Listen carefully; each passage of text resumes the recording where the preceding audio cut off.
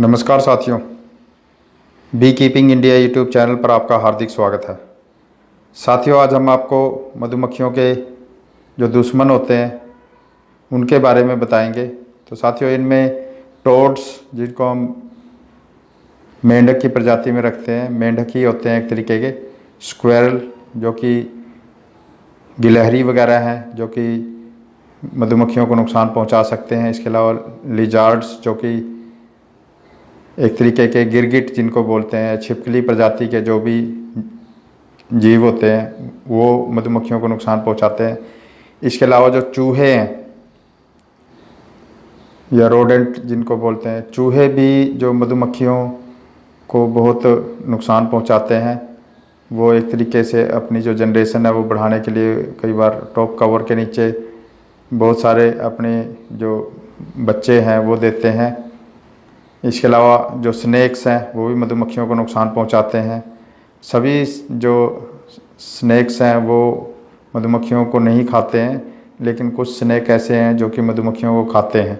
क्योंकि साथियों, ये जो जीव मैं आपको बता रहा हूँ दूसरे जीवों की फूड श्रृंखला के अंदर आते हैं, इसलिए इन मधुमक्खियों को उन जीवों से बचाने की ज़रूरत है जो कि एक फूड श्रृंखला के तहत दूसरे जीवों द्वारा खाए जाते हैं। तो साथियों, इसके अलावा इसमें जो पक्षी होते हैं, कई तरह के जो पक्षी हैं वो भी अलग अलग जगह पे अलग अलग पक्षी पाए जाते हैं, वो भी मधुमक्खियों को खाते हैं। बहुत सारे जो पक्षी हैं वो हवा में उड़ते हुए मधुमक्खियों को खा जाते हैं। बहुत सारे जो हैं डेड जो मधुमक्खियाँ होती हैं उनको खाते हैं। इसके अलावा हरे रंग की एक चिड़िया होती है, वो बहुत शौकीन होती है इसको खाने की। इसके अलावा साथियों, जो भालू है, भालू भी साथियों मधुमक्खियों का जो शहद है वो बहुत पसंद करता है। अगर उसको एक बार भनक लग जाए कि उसके आसपास कहीं शहद है तो वो मधुमक्खियों के छत्ते तोड़ करके उनका शहद खाने की कोशिश करते हैं, या फिर जो खाते हैं नहीं तो उनको जो है नष्ट कर देते हैं, जिससे कि मधुमक्खी पालकों का बहुत बड़ा नुकसान हो सकता है। तो साथियों, इस प्रकार से जो एक और बहुत खतरनाक जीव है जिसको मनुष्य कहते हैं, वो भी शहद का बहुत शौकीन है। आपको ऐसे लोगों से अपनी मधुमक्खियों को बचाने की ज़रूरत है जो या तो चोरी करते हैं या फिर आपकी मधुमक्खियों को नुकसान पहुंचाने के लिए आते हैं। उनमें से शहद निकालना या उनको किसी भी प्रकार से नुकसान पहुंचाना या चोरी करना। दुष्ट प्रकृति के जो मानव होते हैं उनसे भी मधुमक्खियों को बचाने की ज़रूरत होती है, नहीं तो वो भी मधुमक्खियों का बहुत बड़ा नुकसान करते हैं। इसके साथ ही साथियों वास्प्स आते हैं, जो कि एक जैसे ततैया बोल देते हैं या भिरड़ बोल देते हैं बहुत जगह पे, तो अलग अलग एरिए में अलग अलग नाम से बुलाया जाता है। वो भी मधुमक्खियों को के बड़े शौकीन होते हैं। उनका जो बैक एब्डोमेन होता है मधुमक्खियों का, उसको काट करके अलग कर करके उसको अपना जो बच्चे हैं उनको एज ए फूड खिलाते हैं। और इस प्रकार से ये सभी जो जीव हैं इनसे मधुमक्खियों को बचा करके रखना चाहिए। इनके जो उपाय हैं वो करने चाहिए कि किस प्रकार से आप इन मधुमक्खियों को अपनी इस तरह के जो प्रीडेटर्स बोलते हैं, जिनको जो दूसरी जीवों की फूड श्रृंखला के अंदर आते हैं, उन सभी जीवों से आपको बचा करके रखना होता है। जैसे टोड्स वगैरह हैं तो ऐसी जगह का चुनाव करें जहाँ पे टोड्स वगैरह ना हो या मेंढक ना हो जो कि मधुमक्खियों को खाएं। इसके अलावा साथियों, गिलहरियों वगैरह से बचा करके रखें। अपने जो बी कॉलोनीज़ हैं, अपायरी है, उनको आप ऐसी जगह पे रखें जहाँ पे गिलहरियाँ वगैरह बहुत ज़्यादा ना हों जिनकी वजह से अटैक हो सके।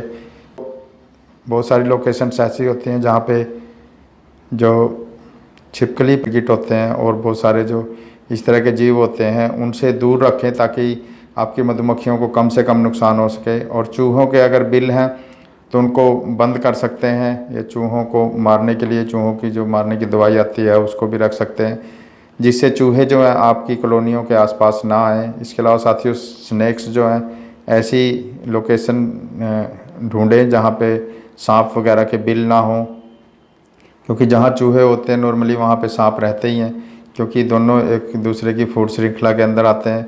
तो इस प्रकार से जो स्नेक्स हैं वो आपके लिए भी ख़तरनाक हैं और आपकी मधुमक्खियों के लिए भी ख़तरनाक है। क्योंकि कभी भी जब आप देर सवेर अपनी मधुमक्खियों में विजिट करने के लिए जाते हैं या बॉक्स को खोलते हैं तो कई बार उसके नीचे जो सांप है वो निकल सकता है, तो उससे बच करके रहना चाहिए।